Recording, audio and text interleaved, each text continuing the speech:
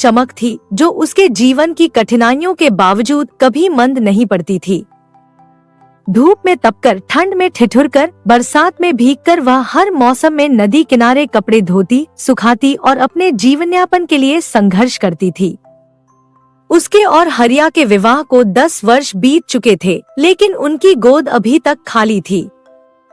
राज्य के लोग कभी कभी उनकी बांझपन को लेकर व्यंग्य करते, परंतु कमला कभी विचलित नहीं होती।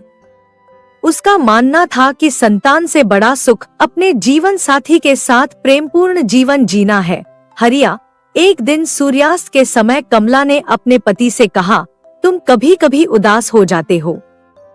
क्या तुम्हें लगता है कि मैं पूर्ण नहीं हूँ क्योंकि मैं माँ नहीं बन पाई? वाह, क्या भाई मिला है मुझे, सबसे बेस्ट। इसे तो पता भी नहीं था मैं आ रही हूँ, फिर भी मेरे लिए गिफ्ट। कितनी लकी हूँ मैं। तो ये कर ले पहले। सॉरी। और भाई से ज्यादा अमेजिंग तो वो बंदा जो इतनी जल्दी गिफ्ट ले आया। So fast. 5 star rating. हाँ? हाँ? ना? राखी से लेके बाकी सब delivered in 10 minutes with Flipkart minutes. सच्ची बच्चे नहीं बन पाई। हरिया ने अपनी पत्नी के हाथों को अपने हाथों में लेकर धीरे से कहा, कमला, तुम मेरे जीवन का सार हो। मुझे और कुछ नहीं चाहिए। हमारा प्रेम ही हमारी संतान है। कमला की आंखों में आंसू छलक आए। उसने अपने पति के कंधे पर सिर रख दिया और धीरे से बोली, भगवान ने हमसे एक सुख छीन लिया है, लेकिन हमें एक दूसरे का साथ दिया है। मैं कभी शिकायत नहीं करूंगी। एक सुबह जब सूरज की पहली किरणें नदी के जल पर नृत्य कर रही थी, कमला हर दिन की तरह नदी के तट पर कपड़े धोने के लिए गई। आज नदी कुछ अधिक उफनी हुई थी।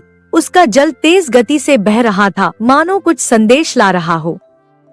कमला ने अपनी दिनचर्या शुरू की। उसके हाथ कपड़ों पर चलते उनसे साबुन का झाग निकलता और वह धीरे धीरे गुनगुनाती। तभी उसकी नजर नदी की धारा में बहती एक छोटी सी टोकरी पर पड़ी। अरे, उसने आश्चर्य से कहा, यह क्या है? पानी में यह अजीब सी टोकरी कहाँ से बहती हुई आ रही है? टोकरी धीरे धीरे उसकी ओर बढ़ रही थी, जैसे कोई अदृश्य हाथ उसे कमला की ओर धकेल रहा हो। जैसे ही वह टोकरी नजदीक आई, कमला ने एक हल्की सी आवाज सुनी, एक बच्चे के रोने की आवाज। हे भगवान! कमला की आंखें फैल गईं। इसमें तो किसी बच्चे की आवाज